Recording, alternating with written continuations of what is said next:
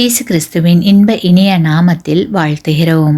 இன்றைய வேத வசனம், அவர் என் ஆத்துமாவை தேற்றி தம்முடைய நாமத்து நிமித்தம் என்னை நீதியின் பாதைகளில் நடத்துகிறார்.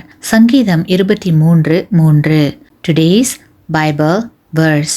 He restores my soul. He leads me in the paths of righteousness for his name's sake. Psalms 23:3.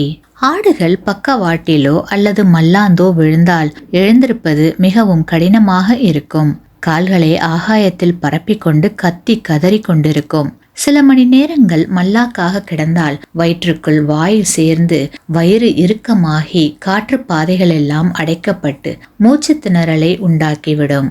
இதுவே விழுந்து போன நிலை என்று அழைக்கப்படும். மேய்ப்பன் விழுந்து போன ஆட்டை தேற்றும் போது கால்களை பிடித்துவிட்டு இரத்த ஓட்டத்தை சரி செய்து அதை பிடித்து தூக்கி மீண்டும் நடுநிலையை அடையும்படி அதை பிடித்து கொண்டிருப்பார். தேவன் நமக்கு செய்ய விரும்புவதை காட்டும் எத்தனை சிறந்த எடுத்துக்காட்டு இது!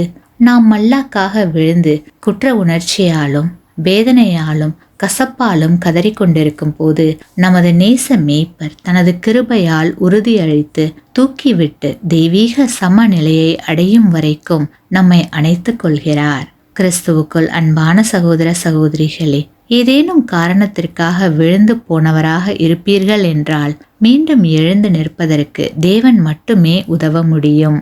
அவர் உங்களது நம்பிக்கை, மகிழ்ச்சி மற்றும் ஆற்றலை மீட்டுத் தருவார். ஆமேன்.